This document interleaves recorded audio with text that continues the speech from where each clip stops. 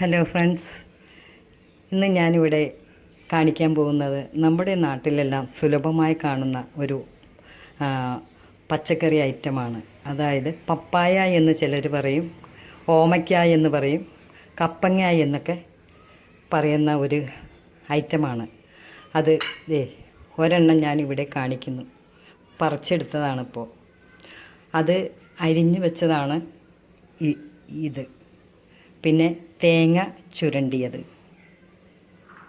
വെളിച്ചെണ്ണ,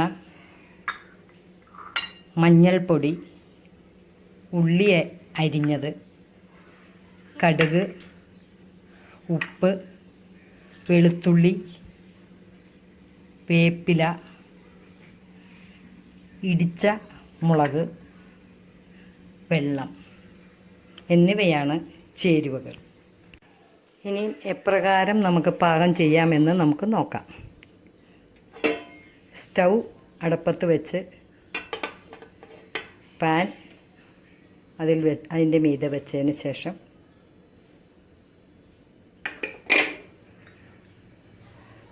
വെളിച്ചെണ്ണ പാകത്തിന്,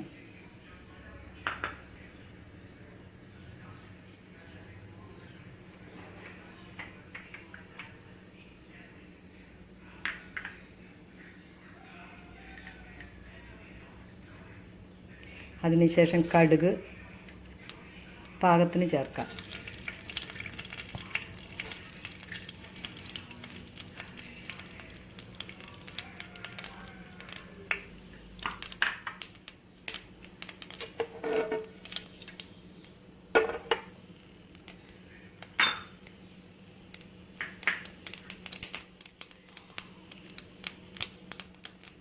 കടുക് നല്ലതുപോലെ പൂട്ടിയതിന് ശേഷമേ മറ്റ് ചേരുവകൾ ചേർക്കാവൂ.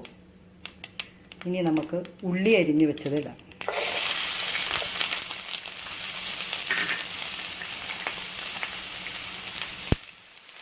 വെളുത്തുള്ളി അരിഞ്ഞത്,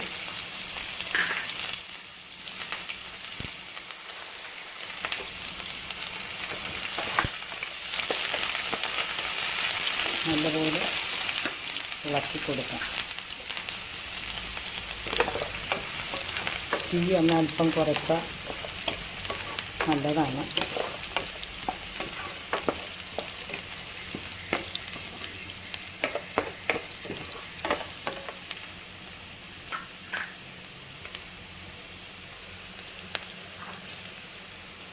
അതിനുശേഷം വേപ്പില ഇടാം.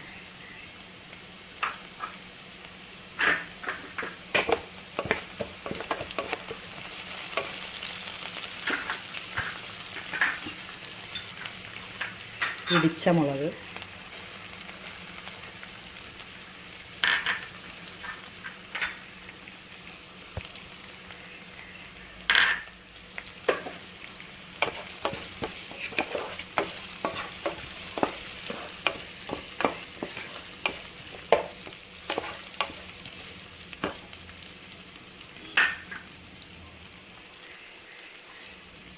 തേങ്ങ ചുരണ്ടിയത്,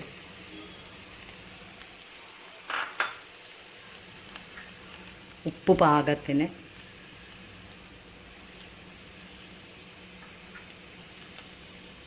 മഞ്ഞൾപ്പൊടി പാകത്തിന്, എല്ലാം കൂടി നല്ലപോലെ വരട്ടിയെടുക്കുക.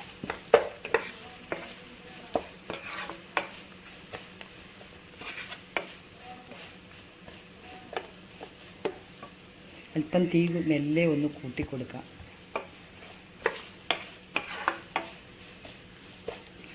പപ്പായയുടെ ഗുണങ്ങൾ നമുക്കെല്ലാവർക്കും അറിയാവുന്നതാണ്.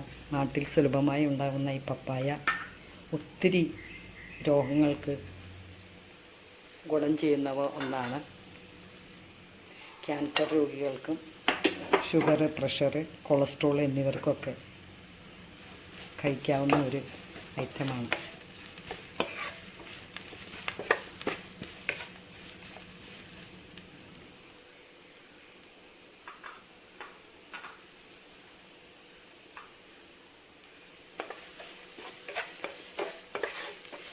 ഒരുവിധം പാകമാകുമ്പോൾ അരിഞ്ഞു വെച്ച പപ്പായ ചേർക്കാം.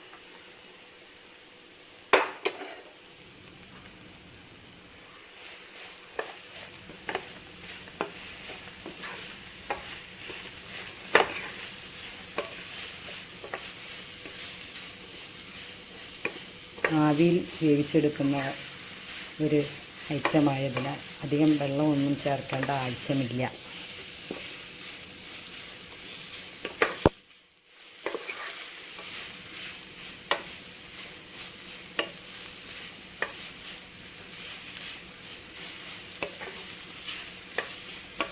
നല്ലപോലെ ഇളക്കി യോജിപ്പിച്ച്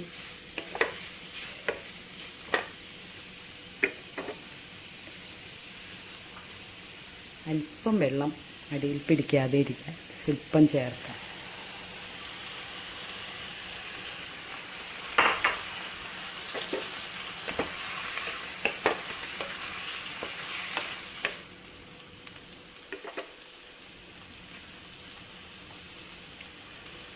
അതിനുശേഷം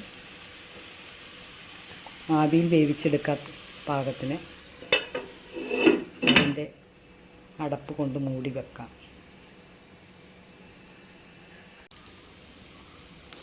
അങ്ങനെ രുചികരമായ നമ്മുടെ പപ്പായ തോരൻ റെഡി.